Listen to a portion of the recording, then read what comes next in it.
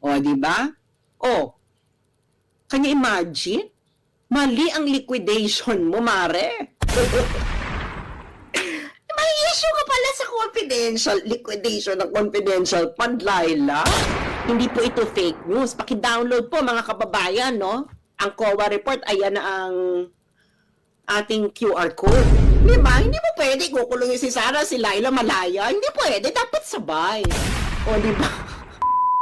Ibang klase ho talaga tong si Leila de Lima. Nakakadiri ka, madam. Ha? Yan ho ang tinutukoy nitong si Congressman Rodante Marcoleta na problema nitong si de Lima sa COA kahapon doon sa programa nilang Saganang Mamamayan. Dito sa video na to mga kababayan, hindi ho talaga natin matanggap yung resulta ng Pulse Asia. Mamaya ho mga kababayan, nagsagawa ho tayo ng ating sariling survey. Akala siguro ng Pulse Asia na yan, siya lang ang marunong gumawa ng survey, ha? Pero bago ho lahat ng yan mga kababayan, isang like at isang subscribe. Masaya na ho tayo dyan, no? At sa mga gustong sumali sa ating community, yung join button nandyan lang ho sa baba. Mga kababayan, magpapasko na, baka naman, isang share lang dyan. Alam nyo naman ho mga kababayan, isang like. Kung nakasubscribe na kayo, isang like lang, masaya na ho tayo dyan. At kung hindi nyo pa nasishare, i-share nyo na ho. Para lahat tayo masaya ngayong Pasko. Hindi ako nanghihingi ng kung ano-ano dito. Isang like at isang subscribe, isang share. Masaya na ho tayo dyan. Hayon na nga mga kababayan, speaking of masaya. Masaya ba ang mga kongresista sa hakbang ng speaker? Pagka ikaw ay busog, naku po, pagka ikaw ay busog, hindi ka makakapagsalita. Ang hirap magsalita pag busog ka. Naku, yan ho ang banat nitong si Congressman Rodante Marcoleta. Kahapon, yan sa Saganang Mamamayan. At sa tingin ho natin, nayanig ang buong kongreso dyan sa banat na yan ni Congressman Rodante Marcoleta. Kasi, ito totoo lang ho ito mga kababayan. Maraming mga kongresista, lalo na yung isang ali dyan sa House of Representatives, meron pang nalalaman na Ran Sara Ran noong 2022. Ngayon, isa ho siya sa bumabanat kay VP Sara. Ano lang naman ho yan mga kababayan, pinabusog nitong si Speaker Tambaluslos ang mga congressman sa House of Representatives para banatan, para manahimik o para hindi na makialam. Para doon sa mga makialam, syempre, busog ka nga noon, paano ka magsasalita? Pagka busog, ang gusto ng mga busog na yan ay matulog. Di ba? Ganyan ho yung mga ano na yan, yung mga busog na yan, lagi ho silang natutulog. Yun ba yung mga matatakaw sa tulog niyan? Baka laging busog yung ano yan, sobra sa sugar. Pag kasi nasobrang kayo sa carbs, aantakin kayo. Kaya kailangan bawasan yung kanin Konti-konti na lang, pwede na yun. Ayun na nga mga kababayan, ito na nga ho. Yung isinagawa nating survey, no? Siyempre i-refresh yun natin. Ilang boto na ba to? Ilang boto ba yung nandyan, ha? Ilan ho ba yan?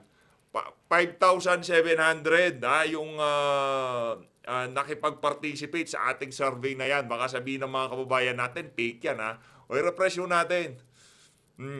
Ilan ho ba yung correspondent dyan sa Pulse Asia na yan? Ito yung Pulse Asia, ito yung Pulse Asia. Na kung saan itong si Revilla, kasi hindi ho natin pwedeng ilaban itong si Kong Dante doon sa mga nasa mababang pwesto. Dapat ilagay ho natin siya doon sa mga medyo nasa itaas para talaga kahit papano, makita natin kung ano ang sentimiento ng ating mga kababayan, okay?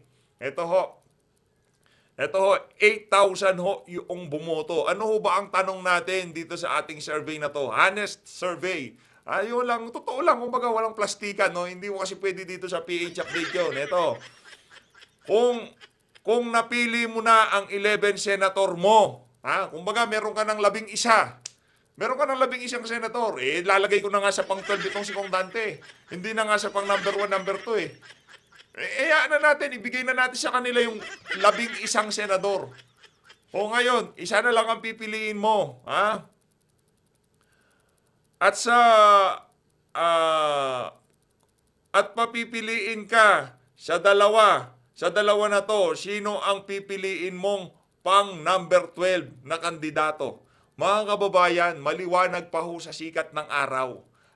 Sa 8,000 na bumoto. Kaya nabubuisit ho tayo doon sa Pulse Asia. Hindi ho natin malaman kung saan nila nakuha itong mga figure na to. Saan nyo ho ba pinulot itong mga to? Itong mga figure na to, saan nyo ho ba pinulot? Si Bong Revilla ho, pang number 5 na pwesto hanggang number 9 na pwesto. Yan hong ilinaban natin kay Congressman Rodante Marcoleta, yung pang number 5 to number 9 na pwesto. Pang number 4 to number 6 ho pala.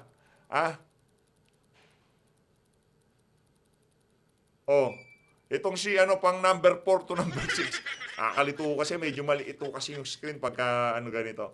Itong Bong Revilla pang number 4 to number 6 na pwesto. Ilinaban ho natin si Congressman Rodante Marcoleta doon sa pang number 4 at number 6 na pwesto. Kahit papaano sana, kahit papaano, kung totoo yung survey na yan ng Pulse Asia, na ilinagay ho itong si Congressman Rodante Marcoleta dito sa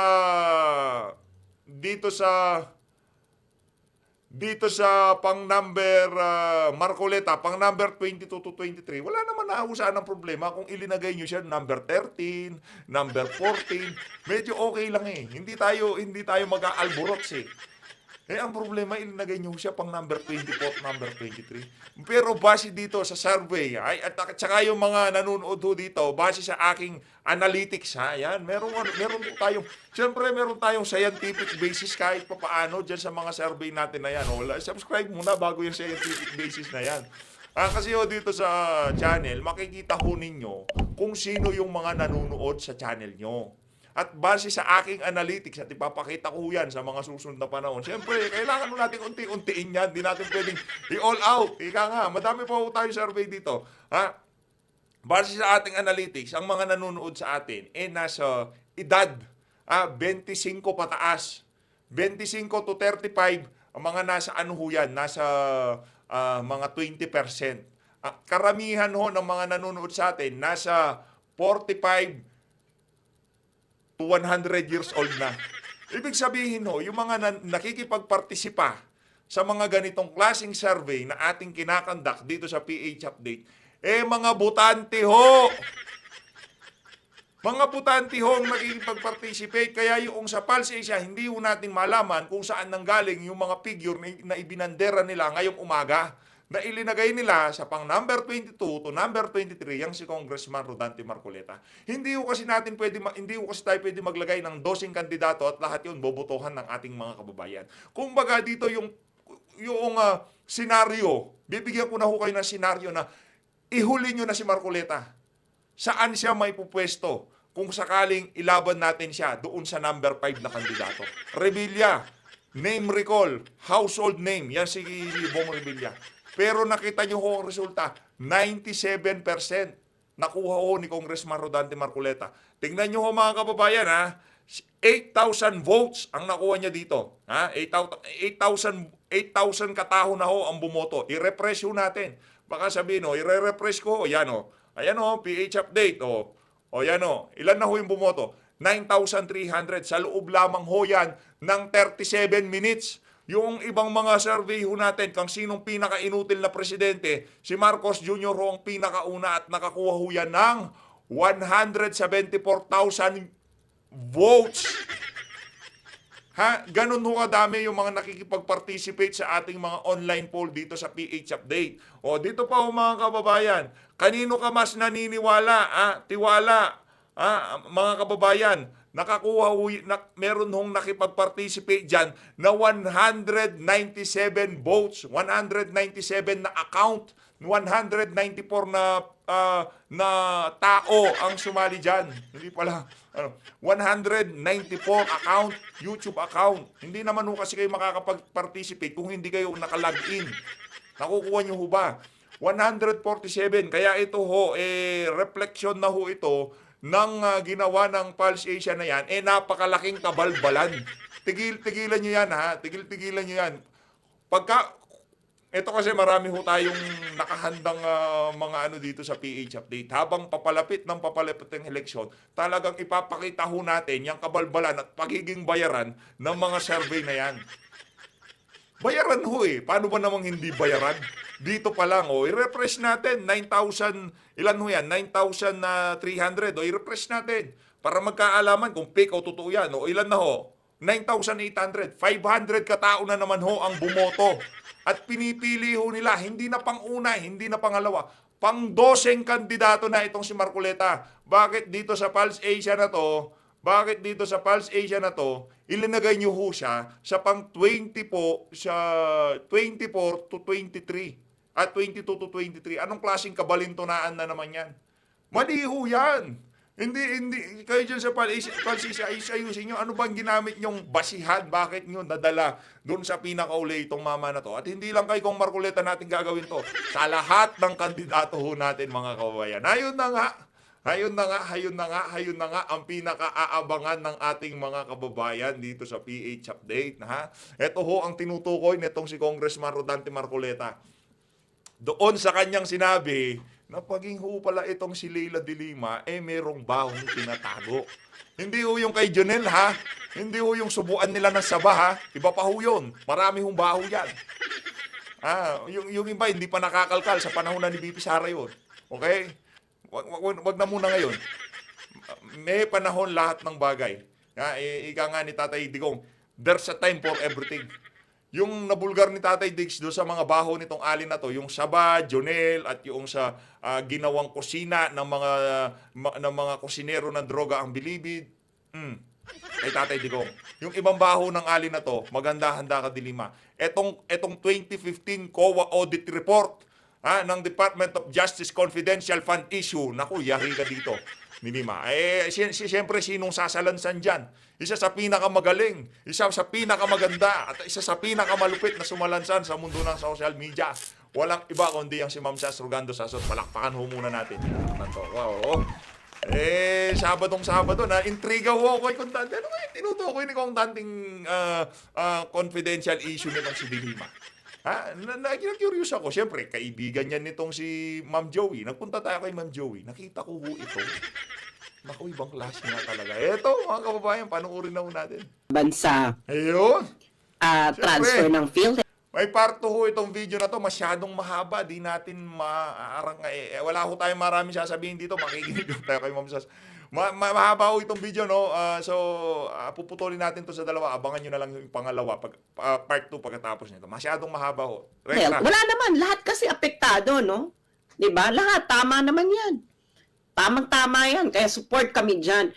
Pero ang hindi lang namin ma-atim sa'yo, sabi mo, lahat ng confidential funds tungkol sa pera ng bayan dapat kasama. Hindi ba? Kayong mga kakampings. Naku, lalo na kayong mga kakampings. Naku. No? Kumakaasta kayo, parang kayo na ang rurok ng evolusyon, ng intellectual and moral evolution sa bansa. Kakaloka. Pero, eto na. Okay, sisimulan na natin, no? Ang matinding dagulan.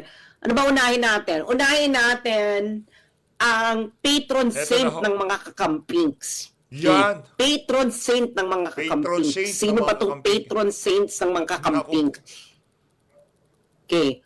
Unahin na natin si former senator at DOJ secretary na kalalaya lang sa kulungan ni si Leila de Lima. Kasi isa rin to sa mga noisy, no? Isa rin to sa mga noisy. Okay, super noisy. Okay. Ngayon, issue nila yung confidential funds.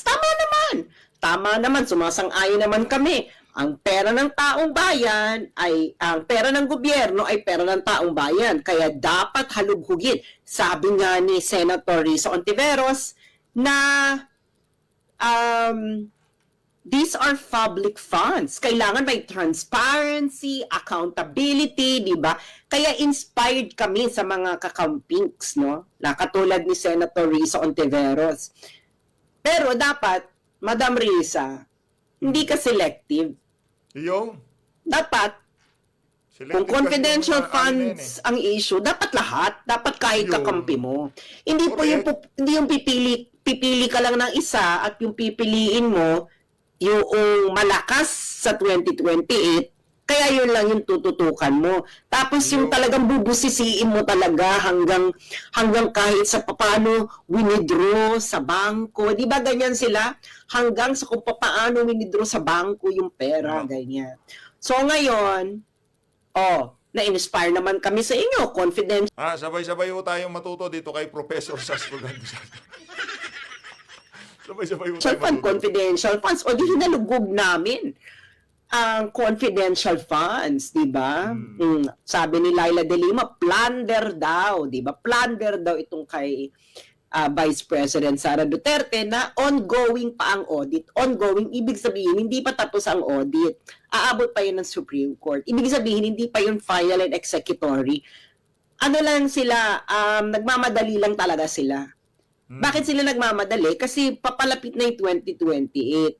Pero Yo. dahil nga inspired kami sa inyo, nakalugugin ng confidential funds at plunder naman daw itong issue na ito, sabi ni Laila de Lima, di pinuntahan natin yung 2015 ko audit report ng Department of Justice Naku po. at nakakalo.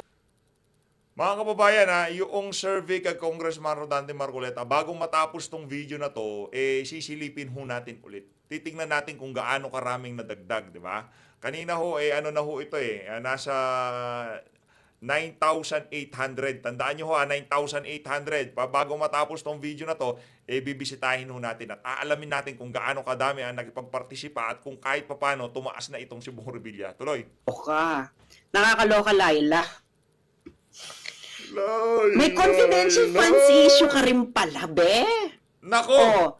Ay, ang QR code na yan, dinownload ko na yung COA audit report na ating i-discuss dito. Ayan, pwede nyo, picturean nyo muna yan para mamaya, scan nyo, ma-download nyo sa Google Drive. Nilagay ko na sa Google Drive. Yung ayaw naman ganyan, pwede kayong pumunta sa website ng COA, coa.gov.ph, tapos puntahan yung audit reports. Puntahan nyo yung DOJ. Bakit po pa natin pinapakita itong mga mga confidential fund issue na to ni De Lima?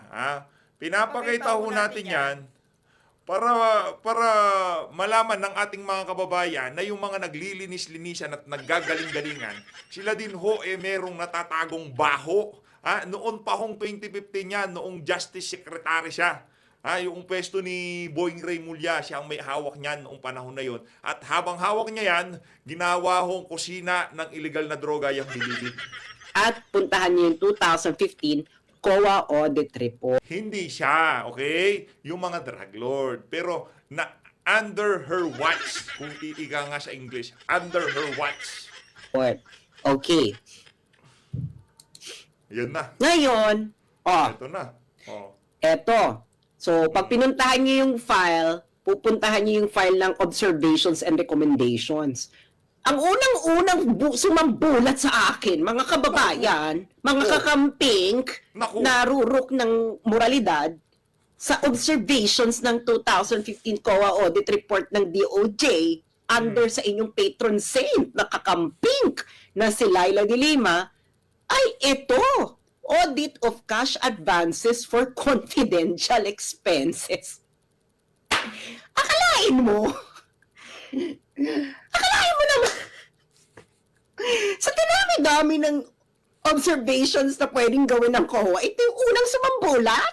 Nako! Yung QR code na yan na yung, dinownload ko na yung file ng COA para hindi na kayo mahirapan. Dinownload ko na yan, Grabe nilagay ko naman sa yan. Google Drive. Siguro habang pinapanood to ni De Lima, ito talagang sasrugando saso na to. Masyadong mausisa. Pati 2015, nakita pa. Basahin natin ito, English muna ha, mga ka-moistures, tapos tatagalogin natin ito para maintindihan ng lahat. I-share nyo ito sa inyong mga kamag-anak nang makita nila kung paano nila sinasalaula ang utak ng sambayanang Pilipino. Okay? Share nyo sa inyong mga chat group ngayon na, sa inyong mga page, sa inyong mga Facebook groups. Okay? Basahin natin sa English muna. Disbursement vouchers. Ay, para dapat Laila de Lima. Disbursement vouchers covering cash advances for confidential funds aggregating 91,896,800 60.75. As of December 31, 2015, were not submitted to the COA audit team leader for post-audit, contrary to Section 6.1.8.4 of Joint Circular Number 2015-01, dated January 8, 2015. Ito na nga bang sinasabi ko, anak ng pating at tinapa at patis. Naku po. Malinaw, Tagalogin natin. Okay, ano yung disbursement vouchers? Ito yung disbursement vouchers, ito yung authorization, no? Ito yung dinidiscuss nila ngayon sa Kongreso, yung disbursement vouchers. Bakit walang disbursement vouchers ito, Emerut? Nasaan si Mary Grace Piatos? Ay putang ina, kayo mga kakamping, hindi na kayo nahiya sa mga balat ninyo? 91.8 million? Walang disbursement vouchers? Naku. Oh, Grabe yan. ano ba yung Joint Circular Number 2015-01 dated January 8, 2015? Oy, Franz Castro, di ba ang hilig mong i-quote yung Joint Circular ng 2015? Emerut na na-violate. Hindi na-violate. Na-violate ang Joint Circular Number 2015-01. O ito, sabi na ng OWA. Violation daw ito ng Section 6.1.8.4 ng Joint Circular Number 2015-01. Eh bakit hindi ka nagsasalita, Franz Castro? Yun ang problema dito. Ang bibibuho nila. Yan ang sinasabi ni Kong Marcoleta at ng iba nating mga naririnig na nagsasalita dito sa issue na to. Bakit sa OVP lang? O baka kay Boying meron din ganyan, ha? Baka kailangan din ba natin na i-audit yung Department of Justice ngayong mga panahon na to? Kasi panahon niya ni Lima. Yung Department of Justice ngayong mga panahon na to, baka meron din ho silang ganyan. Baka kailangan ho, kaya yung panawagan na lahat dapat i-audit na natin. Yarin lamang inumpisaan nyo na, tapusin na natin. Kayo sa Makabayan Black. Alam ko kasi kung matindi kayo nagsasalita noon laban kay Laila de Lima. Dahil ang tita ni Laila de Lima, ay kapatid ng asawa ng leader ninyong si Joma Sison. That is actually fact. 91.8 million ng confidential funds ay walang disbursement vouchers? Naku, Laila, baka bumalikan ito sa kulungan. Next. Hindi pa tapos, mga bes. Hindi pa tapos. Cash advance naman to. Ano pa sabi ng COA sa'yo, Laila? Cash advances for CF is confidential funds, were not liquidated within 30 days after every quarter or from the approved target of completion of the activity or at year end. Contrary to Section 62.2 of Joint Circular Number 2015-01. Moreover, SDOs, ibig sabihin po ng SDOs ay Special Disbursing Officers, were granted subsequent cash advances despite non-submission of liquidation reports of previous cash advances in violation of Section 6.1.5 of said circular. Ito na nga bang sinasabi ko anak ng Yan na nga ba sinasabi namin ni Ma'am Sas? Yan na nga ba sinasabi? Patpating at tinapatpatis. Hindi ka pala nag-liquidate, Laila de Lima, ng tama ng confidential funds mo nung Justice Secretary kang hitad ka? Ito sabi ng COA, mga cash advances daw ng confidential funds mo noon ay hindi na liquidate within 30 days after every quarter. Or ayon sa approved target ng date of completion ng aktibidades or sa katapusan ng taon. At ito raw, Laila de Lima, isang malaking violation ng Section 6.2.2 ng Joint Circular Number 2015-01. Ayan ang QR code ng SCOA report. Pwede nyo i-fact check o yung mga nanonood ng mainstream media. Kung hindi kayo nabubusalan, dapat ibalita nyo to. Dahil kung hindi nyo ito ibabalita, ay wasak na naman kayo. Wasak na naman ang kredibilidad ninyo. O, di ba? O, can you imagine? Mali ang liquidation mo, mare. May issue ka pala sa confidential liquidation ng confidential fund, Laila. Diyos mio Santissima Trinidad. O, ano pa ba? Meron pa ata ito si Laila. Naku, Ay, ano po. to? Oh. O, meron na naman ang observation ng COA, 2015 COA Audit Observations ng DOJ. Verification and analysis of the account advances to Special Disbursing Officer showed that from January 1 to December 31, 2015, cash advances under the confidential fund were granted to Special Disbursing Officers or SDOs in the total amount of 173,755,064.92. Okay. Of this amount, only 49,943,81.57 was liquidated, as evidenced by the transmittal letters received by COA ICFAO, leaving an unliquidated balance of 123,811,983.35. Anak naman to ng saba. Laila, may violation na, ba yan?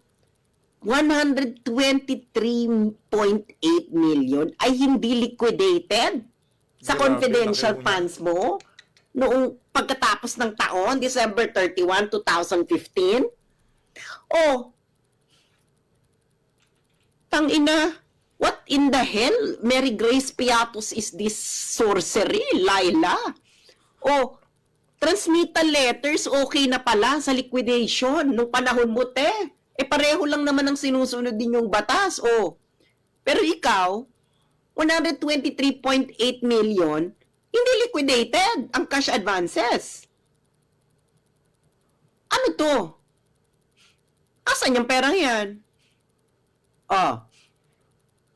Alam ko na isasagot nyo dito na hindi, SAS. Niliquidate naman pagkatapos nasita ng COA. Wait. So may pwede palang ganun. Pwede palang i-liquidate afterwards, masita ng COA. O di ba yan ang minabato nyo kay Sarah? Na hindi proper yung liquidation? O ikaw dito, 123.8 million? Grabe. Ate Laila, ano ba to? Frailties of a woman din ba ito? O, malinaw naman ang sinabi ng COA. O, December 31, 2015, meron kang 123.8 unliquidated. Oh, bakit? Ano pinagpuputok ng butsi mo dyan, Laila? Eh, pwede palang transmittal letters din. 14, oh, kita mo na. Ano yan? Bakit ka masyadong noisy? Ate Laila, mga kakamping! Kailangan matining ang boses natin para katulad natin sila mga pa-virgin. Di ba ganyan sila magsalita? Nasa si Mary Grace Piatos? Actually, nasa nitong 123.8 million na unliquidated sa confidential funds mo sa Laila. Madam Laila, hindi po ito fake news. Paki-download po mga kababayan, no? Ang COA report, ayan na ang ating QR code. Asan ito, mga Bex? Oh, ano na, mga kakampings? Ikukulong din ba natin si Laila? Okay lang naman ako na ikulong si Sarah, pero sama sila. Di ba? Hindi mo pwede ikukulong si Sarah, si Laila malaya. Hindi pwede, dapat sabay. O, di ba? No. Pambira naman po si Ma'am Sa. So, matindi o yung mga ano niya, yung mga kondisyonis niya. Pagka kinulong niyo si Sarah, dapat kasama si Leila. Di ba? Dapat sabay. Dapat tama. Di ba? Kung ikukulong si Sarah dahil sa confidential funds, dapat si Laila din ikulong. O, pwede sila to, magsama sila. Kung gusto ninyo, okay lang naman sa amin. Di ba? Pero hindi po pwede. Yung sasabihin ninyo, hindi ginagamit lang namin si Sarah as example. Mali kayo dyan. Ang example, dapat yung mas malaki na violation. Ayun, naku. Diba? 123.8 million ang liquidated nung December, pagkatapos ng taon sa Laila. Bakla ka na. Ate, ano ba yan? Ewan ko ba, pakishare to, mems, pakishare nyo na to para malaman ng mga kamag-anak yung sa Pilipinas ang totoong nangyayaring 123.8 million. Laila, confidential funds mo. Hindi liquidated. O, yung 49.9 million, transmittal letters lang? Ha? Pwede na pala yan? Pag kayo pala... Habang pinapanood siguro ni Leila de Lima to, masasabi niya na, ano ba itong pinasok ko na to? Nakalaya na ako, tahimik na buhay ko. Ngayon, meron na naman akong problema sa COA. Kayo mga kakamping, pag mga kakamping ninyo, makinig kayo sa akin mga kakamping, pag kakamping ninyo, pwedeng transmittal letters. Transmittal letters, pwede. Pero pag hindi ninyo kakampi, hindi po pwede yung transmittal letters. Pwede pala sa inyo yan na may unliquidated na confidential funds. 123.8 million. Bakit hindi dapat, bakit kayo hindi nagagalit dyan, mga kakamping? Ano yung moralidad ninyo? Tapos kami mga Dutertista yung sinasabi ninyo na, ano to? Wala kaming moralidad? Ate, hindi kami naglilinis-linisan. Hindi kami mga pa-virgin pokpok. Ang mga Dutertista ay hindi pa virgin pokpok. Madam, bumisina ka naman. Kayo, mga pa-virgin pokpok. Alam niyo mga pa-virgin pokpok nung high school? Yung sa harapan mo pa-virgin. Tapos pag nasita mong nagpupokpok sa likuran, magagalit. Sasabihin, huwag mong baguhin. Huwag mong baguhin ang usapan. Anong usapan? Ang usapan, confidential funds. On topic ito, Diba? On topic. Confidential funds. Sabi nyo, pag-usapan lahat ng confidential funds. Di pag-usapan din natin yung sa inyo. Kung ikukulong yung iba, ikukulong din dapat kayo. Okay lang naman sa amin yan. Diba? Kung lahat kayo nagkasala, diba? Actually nga dapat ang parusa dito, para nung panahon ng mga ninuno natin, yung papakain yung itatali sa puno tapos papakain sa langgam. Dapat, dapat yung number ng langgam na ilalagay sa katawan mo, kasing dami ng unliquidated. Kay Laila, 123.8 million unliquidated na confidential funds. So, dapat si Laila, 123.8 million. Ilan daw kay Sarah? 70? Okay na yan, Sarah, 70 million na langgam. Kay Laila, 123.8 million na langgam. I-download nyo na yan. Yung mga TikToker, pag-usapan ninyo yan. Ayaw pag-usapan ng mga kakamping. Actually, mga kakampings, maniniwala na ako sa laban ninyo. Maniniwala na ako. Actually, parang sabi ko nga, my God, napakadangal naman ng mga kakampings. Sila na ang rurok ng intellectual and moral evolution sa Pilipinas. Actually, ano na ako, parang gusto ko nang bumaliktad, ganyan. Kasi nga parang, shit, yung kakampings na lang talaga ang maaasahan natin para sa moralidad. Hinihintay ko to na ilabas ninyo kakamping Hinihintay ko na parang, gusto ko, alam mo yung siguro pag sinigaw nyo no, na, oh, si Sara ikulong. Tapos isigaw nyo rin, dapat si Laila din ikulong, siguro. Siguro nag-let Lenny lead. Siguro nag-let Lenny lead kami, no? Diba? Oh. Pero hindi. Hindi ganun ang ginawa ninyo. Kaya alam na namin yung mga galawang ganyan. Yun yung mga galawang do as I say, but not do as I, don't do as I do. Do as I say, but don't do as I do. Ibig sabihin, pa-virgin pokpok. Oh, download nyo na yan. Oh, Laila, dito fake news. Galing to sa COA audit report ng 2015 ng Department of Justice. Oh, huwag kang magmaang-maangan dyan. Pasalamat ka, kakampi mo ang Pasalamat, kasi mautak din to si Laila, no? Patapos na kasi to, 2015, 2016, tumakbo siyang senador. So, 2015, si ate mo, nag-resign niya ng October. Siyempre, hindi na siya mahabol. Hindi na siya DOJ secretary. The moves mo, ate, the moves. Pero, may iniwang 123.8 million. Oh, sasabihin mo, hindi mo responsibilidad yan. Actually, gusto ko gamitin ang favorite word na ginagamit ng mga kamping laban kay Sara.